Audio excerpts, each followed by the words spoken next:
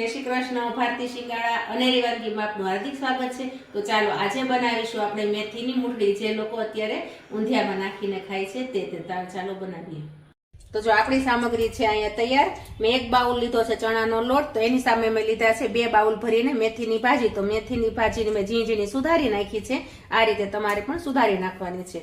અને 2 ચમચી લીધું છે લાલ મરચું પાવડર, 1 ચમચી છે ધાણા જીરું અને અડધી વાટકી છે તેલ, અને અડધી ચમચી છે આપણે ગરમ મસાલો, 2 ચમચી છે ખાંડ, અને ખાવાના સોડા છે એ પણ અડધી ચમચી છે. અહીંયા મેં મીઠું લીધું છે તો આપણે સ્વાદ પ્રમાણે નાખવાનું છે. અડધું લીંબુ લીધું છે, અડધી ચમચી હળદર લીધી છે. તો હવે આપણે પહેલા એક બાઉલ લેશું અને એમાં આપણે મેથીની ભાજી લઈ લેશું.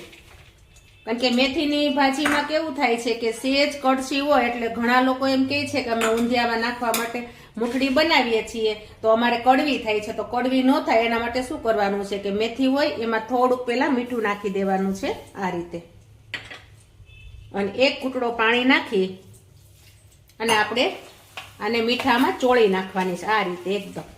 તો જો તમે મેથીની ભાજી આને એકદમ આ રીતે મીઠું નાખી ચોળી નાખો ને તો એનું કડવું પાણી બધું નીકળી જાય છે.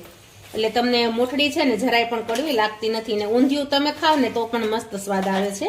એટલે ઘણા લોકોની એવી ફરિયાદ હોય છે કે આપણે મુઠડી બનાવીએ છીએ મેથીની તો કડછી બહુ લાગે છે. તો કડછી નહીં લાગે, તમે આ રીતે એને છે ને કડવું પાણી બધું કાઢી નાખો ને એટલે. તો જો અમે તો જ્યારે પણ ઊંધિયું બનાવીએ તો આ રીતે જ અમે મેથીને એકદમ મીઠું નાખીને ચોળીને એનું કડવું પાણી બધું કાઢી નાખીએ છીએ. અને માપ પણ આ બરોબર છે. તમારે 1 વાટકી ચણાનો લોટ હોય તો 2 વાટકી આપણે મેથીની ભાજી લેવાની છે. તો જો હવે આપણે એને આ કડવું પાણી છે એવું આપણે કાઢી લઈશું. તો જો આ રીતે તમારે કડવું પાણી કાઢી નાખવાનું છે. હવે આની જ અંદર આપણે મસાલો કરી નાખવાનો છે. તો આપણે ચણાનો લોટ છે, ત્યાર પછી મરચું પાવડર,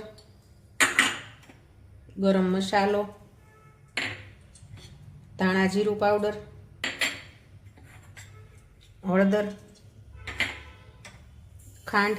ખાંડ તમારા ઘરે જેટલું તમે ગળપણ ખાતા હોય એ પ્રમાણે રાખજો. અને મીઠું છે તો મીઠું આપણે સ્વાદ પ્રમાણે નાખવાનું છે, જેવું ખારું ખાતા હોય એ રીતે. અને આ તેલ છે તેનું આપણે મોણ દેવાનું છે. આમાં તેલનું મોણ દેશો તો તમારી મુઠડી છે એકદમ પોચી સરસ રૂ જેવી થશે. અને આપણે આ સોડા છે તો સોડાને આપણે આ રીતે ઉપર નાખવાના છે, અને પછી એની ઉપર જ આપણે લીંબુ નીચવવાનું છે જો આ રીતે. એટલે તમારી મુઠડી એકદમ પોચી રૂ જેવી થશે અને ફૂલીને દડા જેવી થશે. અને આ મુઠડીને તમારે સ્ટોર કરીને રાખવી હોય તો તમે આને 1 મહિના સુધી સ્ટોર કરીને પણ રાખી શકો છો. એકદમ મસ્ત રીતે આ રીતે મુઠડીનો લોટ બાંધી દેવાનો, અને પછી મસ્ત હળવા તાપે એને તળી નાખવાની, અને પછી એને પ્લાસ્ટિકના ડબ્બામાં પેક કરીને ફ્રીજમાં મૂકી દો તો 1 મહિના સુધી કાંઈ થતું પણ નથી. તો ચાલો હું આ રીતે લોટ બાંધી દઉં. જો તો આપણે અહીંયા લોટ બાંધતા હતા તો લોટ પણ આપણો સરસ મજાનો બંધાઈ ગયો છે. અને આવો આપણે લોટ બાંધવાનો છે. જો બહુ કડક પણ નહીં અને ઢીલો પણ નહીં. અને જો તમારે જરૂર પડે તો 1 ચમચી જેટલું પાણી નાખજો, જાજુ નહીં નાખતા, કારણ કે મેથી આપણે ધોઈ હોય એકદમ મીઠું ચોળીને એટલે એમાં પાણી નીકળે છે. તો હવે આપણે આ લોટ બંધાઈ ગયો છે એને કૂણવવાનો છે. તો જરાક આપણે હથેળીમાં તેલ લેવાનું છે, પછી 2 હથેળી આ રીતે ભેગી કરી અને આપણે લોટને આ રીતે કૂણવી દેવાનો છે. જો આ રીતે તમે કૂણવી નાખો ને એટલે મુઠડી આપણી મસ્ત થાય અને ફાટે નહીં.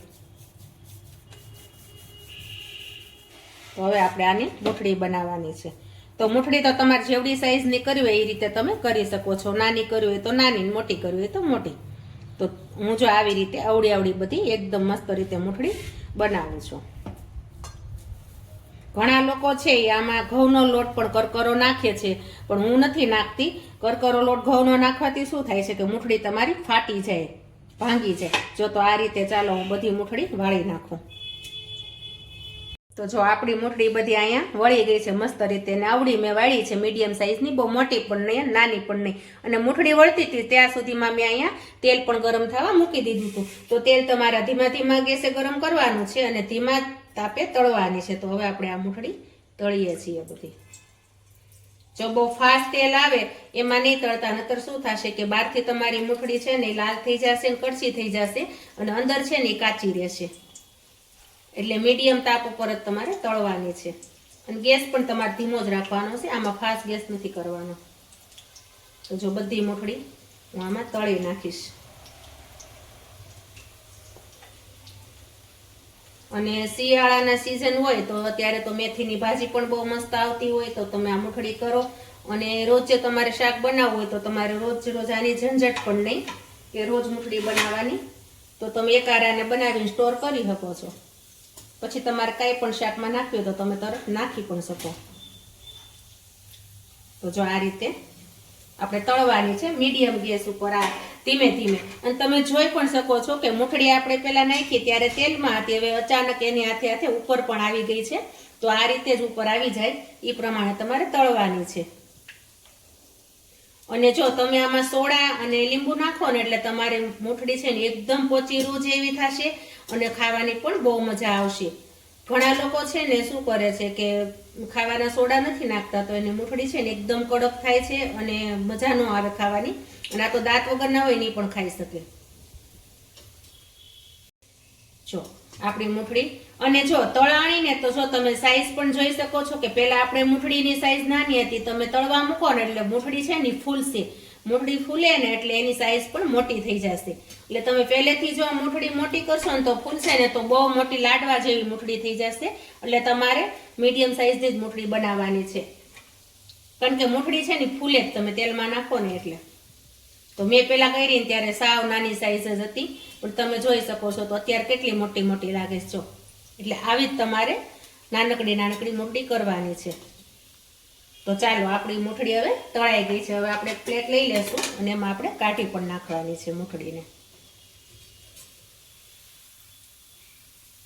જો આપણી મસ્ત મુઠડી તળાઈ ગઈ છે.